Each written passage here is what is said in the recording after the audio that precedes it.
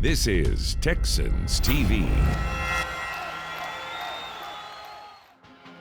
Texans Extra Points is sponsored by BHP and by Reliant, the official energy provider of the Houston Texans, and by your Houston area Ford dealers. Ford is the best in Texas. We are ready to rock at NRG Stadium. Watt gets him down this time. JJ with the sack. Rock and roll. Touchdown. Desean Watson.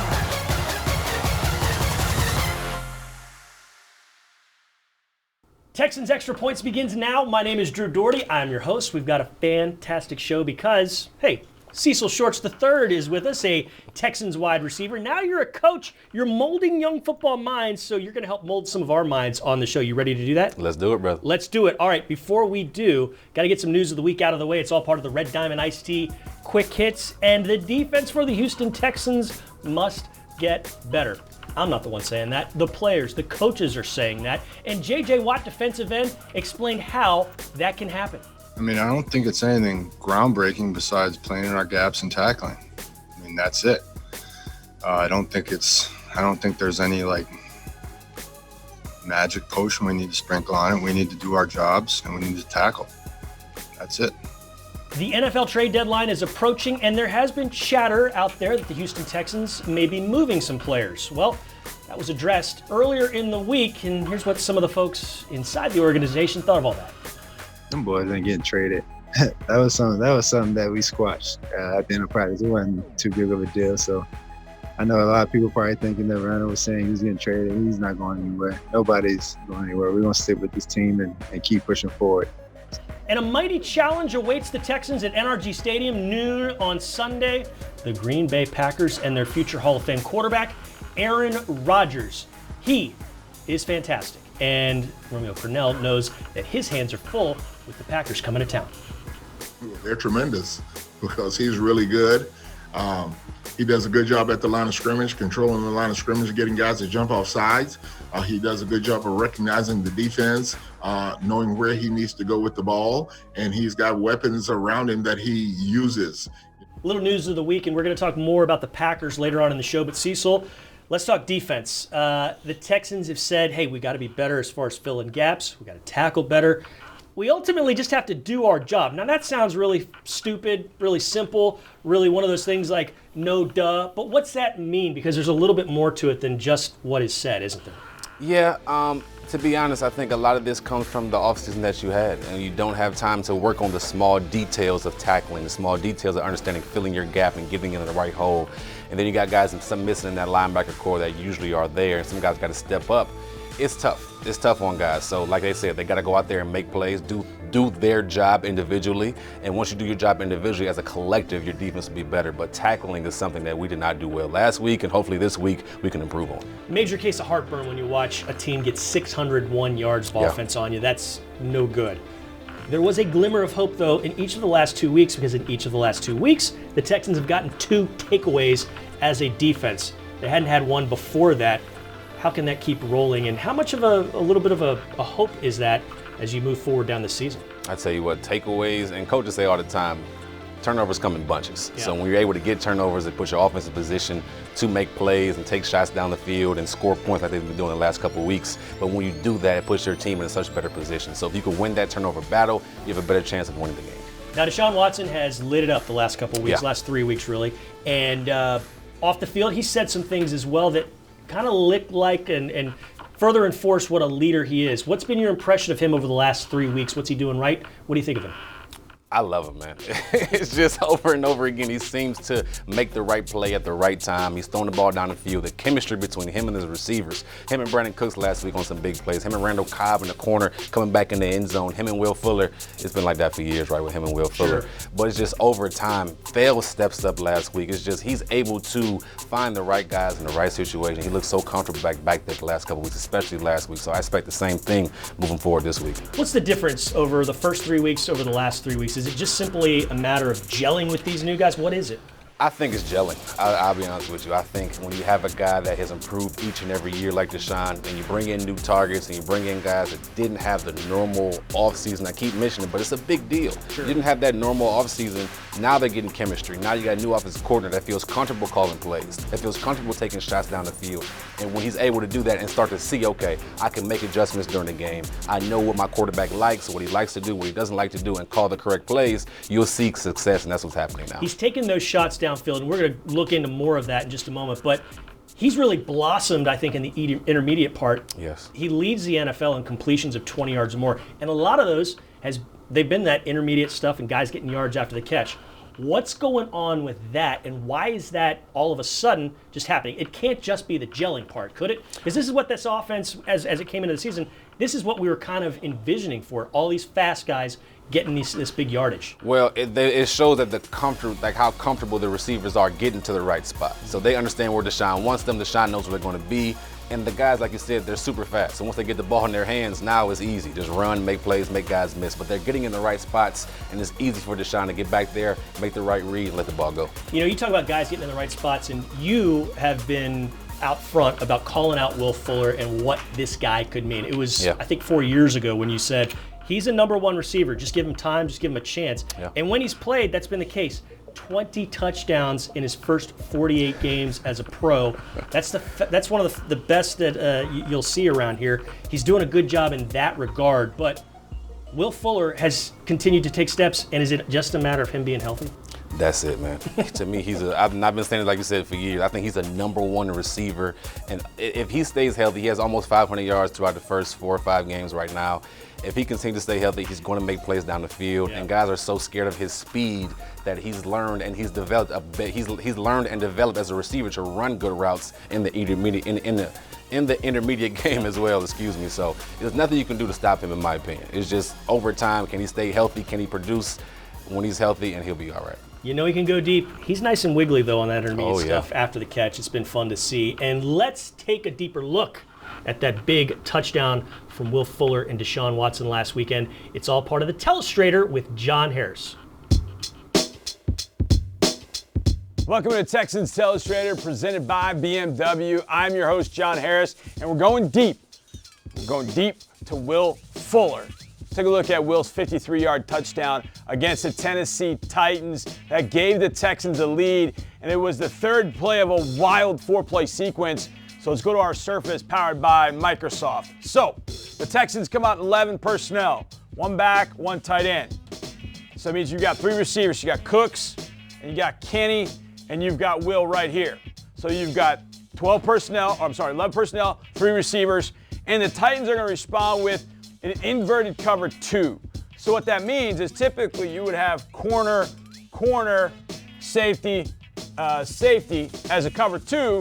They're going to invert it. They're going to take the corner and put him to the half field, take the corner, put him to the half field, drop him to the flat, and that safety goes to the flat. So it's a little bit of an inverted cover 2, and then Bayard in the middle is just going to jump anybody in the middle. So it turns into a cover 2. It's just that your corners, J-Joe and Butler, are going to be the 2 guys that are deep as opposed to 2 safeties deep. Okay? So the Texans essentially run a cover 2 beater. They take Will, and Will is just supposed to clear things out. Will is just kind of taking off to clear things out. Kenny's going to come in here, and Brandon's going to work that route right there. And so you're trying to work into the hole, the cover 2 right there, work the seam here depending on what Bayard does, and then you're just sending Will to get Butler out of there. The thing is, Butler, for some reason, watch what he does. He turns inside. So he almost forgets that Will Fuller's out there. So if you watch him, he then squares up. Will keeps running, and Kenny's going to turn this route. And watch Butler. He then turned, stopped himself. I don't know what he was doing, but I don't know if he felt like he had to take Kenny, but Will just kept going. Right back from the beginning, you can see the 2 guys here, drop here and drop here, corner out, and so it's just cover 2, and then Will just runs deep. So I don't know if Butler was expecting him to come inside or that he had help, but Butler just stops And this is why cover 2 is not always great, because now you have a cornerback here that's playing a half field. He doesn't normally do that. And Will just keeps running. And it's about this point right here where I'm like, Fuller's wide open. And then Desean launches. How far did he throw this ball in the air? This ball goes 60 yards in the air. Throws from the 40, and I think he catches it about the goal line. Yeah, that's about a 60-yard toss, ladies and gentlemen. They blew coverage. The Texans made them pay. And because Will Fuller is really fast, he's able to get in the end zone and give the Texans a big touchdown to take the lead at 30-29 in this one. What a wild game it was. What a wild play it was. And a little bit of thanks to Malcolm Butler for helping blow that coverage.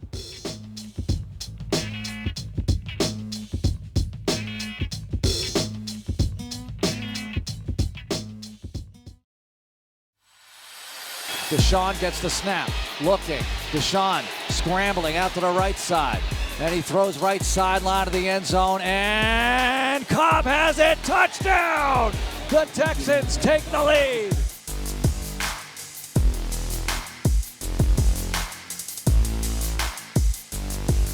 We all love Next Gen Stats powered by AWS, so let's take a look at the Randall Cobb touchdown thrown by Desean Watson. Desean Watson, well, he was traveling 14.81 miles per hour when he was doing that. And Randall Cobb traveled almost 29 yards on that play.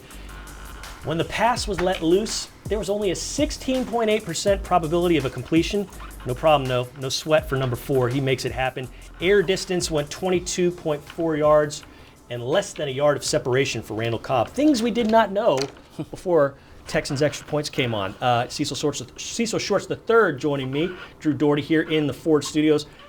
Texans offense really went deep. They went intermediate. They have struggled to run the ball between the tackles. Do they jiggle things there and maybe push things outside and try a different approach? What's going on in the run game, Cecil? Well, I think when you attack the ball or attack down the field like you have the last 2 weeks, this will start opening up things in the running game. But I do think it starts up front. Maybe some technique stuff, making your correct steps, stepping in the right gaps for the offensive lineman. But I do think Tim Kelly needs to come up just a little bit more creative, maybe having some motion set going the opposite way to move the defense and then come counter backside or power backside. So there's different things they can do. But over time, I think this offense will run the ball more. What I would like to see, though, is Duke Johnson get a few more touches. Yeah. I love Good Duke. stuff happens when he touches the ball, yeah. It just seems like he does something good every time he touches the ball. So I think Davis doing all right, but maybe add Duke a little more and we can see some things explode. You talk about good things happening when they touch the ball. The tight ends this year, especially over the last few weeks, they've really done some nice things. Darren Fells, we know all about that. 20 touchdowns now in his career. Yeah. He's got 10 or 11 as a Houston Texan. And Pharaoh Brown, out of nowhere, has made plays as well. And you're the perfect guy to talk about because you've got a background with Pharaoh Brown. What's going on with him? I call him like my little cousin. We kind of grew up together. He is the same age as some of my little brothers. They played football together from when they were in Pee Wee all the way up through high school. Back in Ohio, right? Back in Ohio. And then he went to Oregon, had a great career at Oregon, suffered a bad knee injury. I mean, really bad, but came back from it and now is making plays for the Houston Texans. So I'm excited for him. But he's the type of guy that's going to get better as time goes on. He's a very smart kid, had like a 4-point GPA in high school. Wow.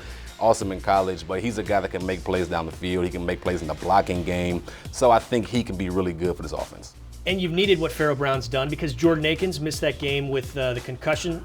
We'll see whether he plays this Sunday. But what does Jordan Akins coming back to this offense mean? There's going to be a jumble there at the tight end position. That's a good jumble to have. It's a real good jumble to have. The more depth you have, the more playmakers you have. He can come in, he can make plays down the field. He can be that intermediate to flat guy in the tight end running game. I'm sorry, in the tight end pass game. But also he does a good job of blocking. So if he can get his head in there and improve and help out in the run game on different plays, he can be an asset to this team. No doubt. You know he's good after the catch. He's done good stuff there as far as that goes. And you know what else is good?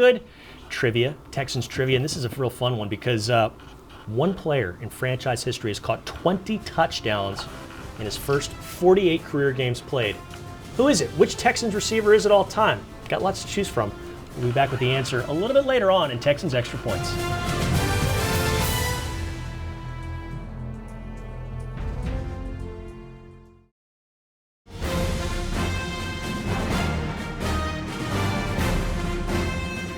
4 seconds to play. A 40-yard field goal for the win at Lambeau Field from the left hash mark.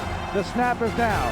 The kick is up. It has the distance, and it's good! The Texans beat Green Bay at Lambeau Field, 24-21. A 3-game winning streak for Houston.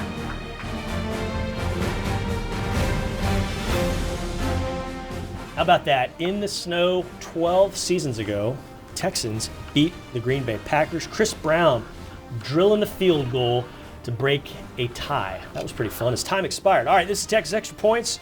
Drew and Cecil, how do you beat Aaron Rodgers and the Packers? How do you mess with Aaron Rodgers?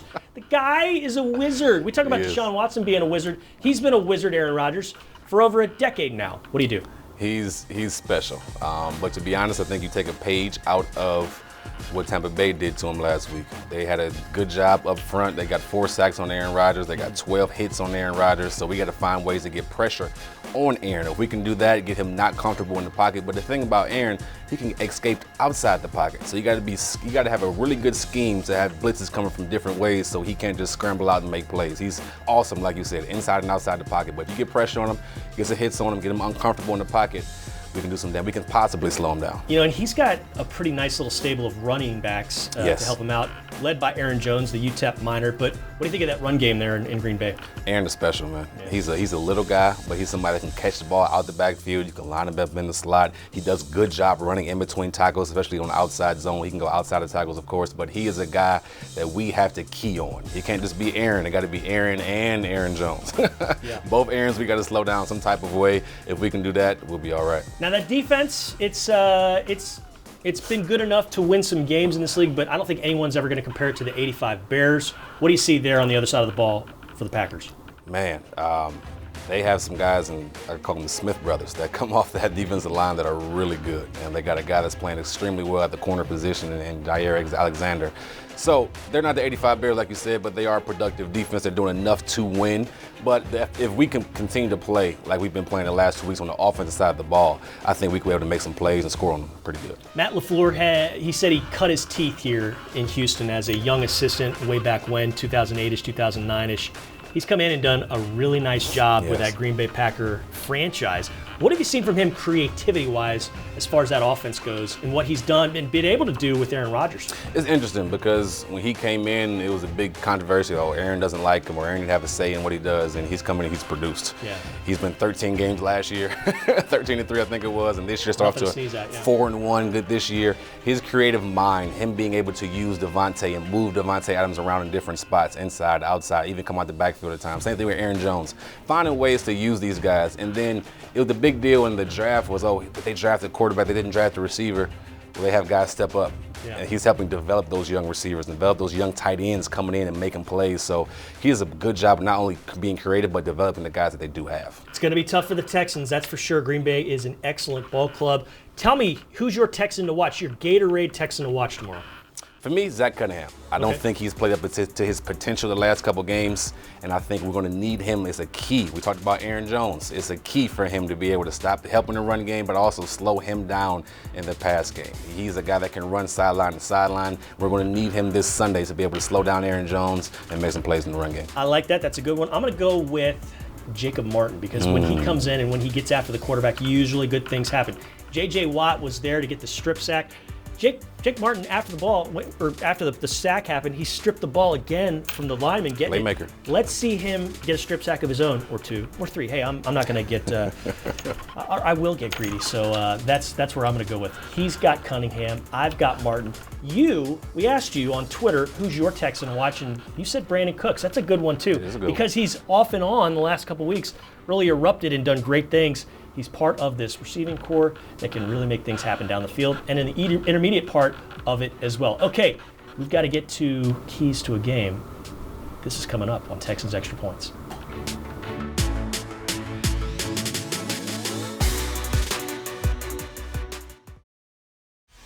Texans Extra Points has been sponsored by BHP and by Reliant, the official energy provider of the Houston Texans. By Emoji Bank, official business bank of the Houston Texans. And by Jameson. Tailgate like a Texan with Jameson Irish Whiskey.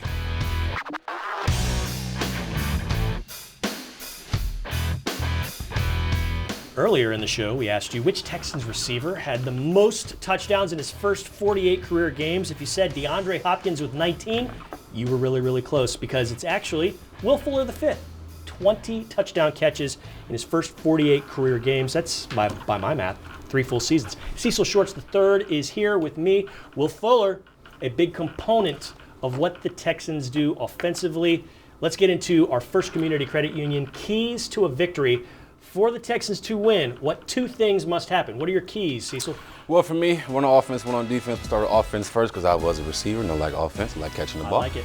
Continue the explosive plays on offense. You seem like you're doing really good with the ball in Desean hands, obviously. But if you can get 4, 5, 6 explosive plays a game, you're putting yourself in position to be able to score and win the ball game. Now, on the other side of the ball, the defense, take a page out of Tampa Bay's book. Put pressure on A-Rod, but not just from up front. You got to have exotic blitzes, maybe a safety coming from the weak side, corner blitzes, stunts up front. Find ways to get pressure on A-Rod to get him uncomfortable, and I think you got a shot to win. Yeah, he's seen it all, so it's going to be tough to do all of that, but yeah. I like those keys. I'll go with those keys as far as mine. You had explosion on offense. I'm going to go with explosion on defense and limiting that. We don't want to see any more 94-yard touchdown runs by the opposition. We don't want to see the deep ball. Just keep things in front of you. Keep things to a minimum and make them go down the field longer. I want less explosion defensively that you got to deal with. And then I'm going to hammer it home, and I'm going to keep hammering it home because it seems like it works when they do it for the most part. Get more takeaways than you turn the ball over. They were really good with it last week. +2. Limit the damage there and maybe go +1 in that regard. I like what the Texans can do. So I'm going to go with that. I like what you have too. And we want to hear what you say as far as your keys to a game. So tweet us at Dougherty Drew.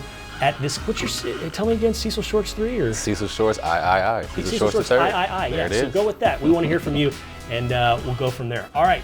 For everybody that put this show together, I'm Drew, that's Cecil. We'll see you next time, same place. Go Texans.